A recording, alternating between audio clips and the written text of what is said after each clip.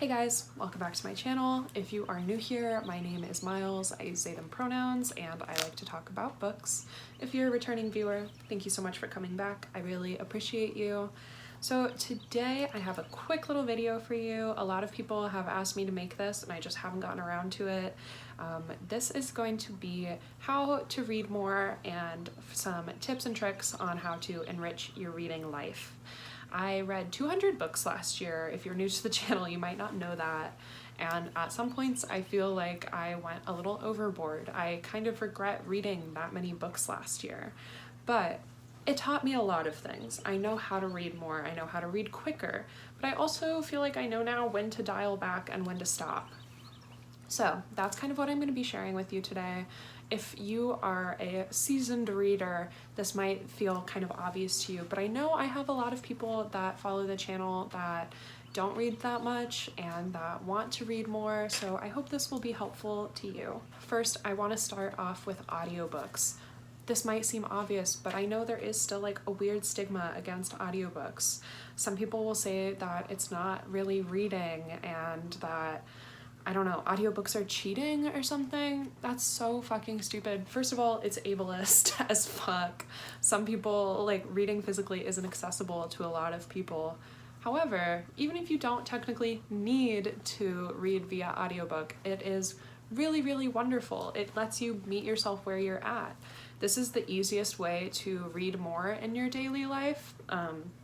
Not all of us have time to read for 20 minutes every morning or for half an hour before you go to bed or whatever.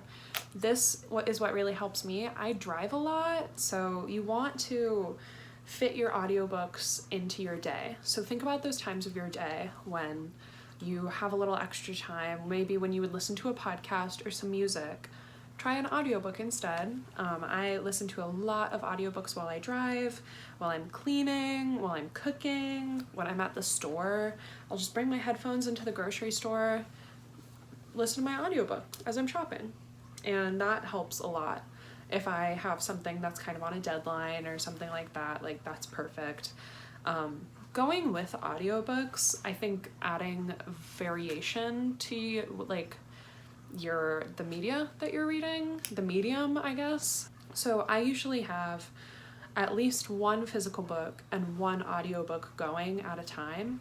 That doesn't work for everybody, but I would at least suggest trying it. If you go further than that, it might get a little intense, but I know a lot of people don't read more than one book at once, but if you separate the mediums, that might help a little bit. So, you know, I'm reading my physical book for a while and I just don't feel like reading it today. I don't have the time, but also I want to get some reading in so I can switch over to my audiobook. So that kind of helps, and that also keeps it, like, having multiple books at once for me keeps me from getting in like reading slumps and feeling like I have to finish this book right now.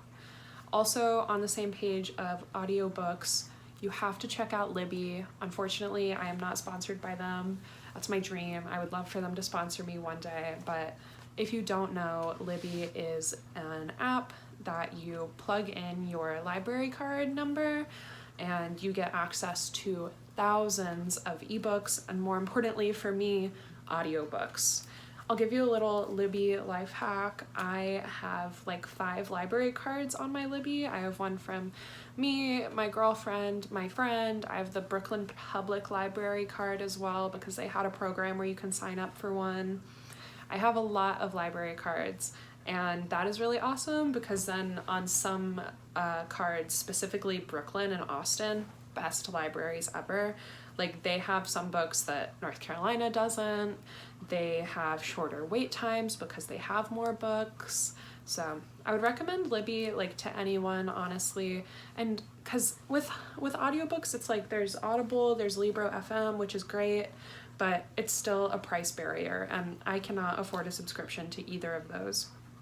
So having Libby is a game changer. I probably read about half of my books through audiobook and I get them all through Libby, which is just wonderful. Also, this is something I had like a weird rule for myself for a while and it was not good, and I have kind of done away with it recently and it has helped a lot. As you can see, I have kind of a big bookshelf behind me and I have some books on it that like have literally been sitting there for years, and they're bigger, or I just don't feel like I have the time for it, but I really want to read them. But I would never let myself get the audiobook because I would be like, well, I have it physically, I can't listen to it on the audiobook. Get the fucking audiobook. Like, if it means that you're gonna read it, get the audiobook. It doesn't matter. Like, don't put these weird arbitrary rules on yourself. You also, especially if you are newer to reading, you obviously want to find what you love. And so I would recommend kind of trying out a lot of different genres and sticking with what you like. And with that, I will say I am now a huge advocate for DNFing books. I used to never DNF books, like literally ever. And this year it is something that I've started doing more. It is a game changer. I've DNF'd like 6 books this year, and it's so freeing. That's what would get me in reading slumps, is I'm reading this book that I don't really like. And of course you would think just stop reading it. But I felt like, oh, I wanna have an opinion on it, or I wanna, give a good Goodreads review that's funny or something like that. But like, don't read a book if you don't like it, which sounds obvious, but it has taken me a long time to internalize that. Since I read 200 books last year, it really made me realize that I needed to take a step back this year. I dialed back my goal to 100 books. I'm almost positive I'm gonna hit that. I'm not thinking about the numbers at all anymore. I'm reading what I like, what I want to read, when I want to read. Sometimes I'll go a few days without reading, but I'm just like trying to reconnect with reading because I enjoy it, and reading for myself, because last year it really did kind of become all about the number for me, and I am really trying to avoid that in the future, because then like what's the point? Reading is so you can enjoy yourself. Another little reading tip I have for you if you're reading physically is to annotate. And annotation is difficult because when I first like started getting into booktube and stuff, I would watch all these YouTube videos that are like how I annotate my books.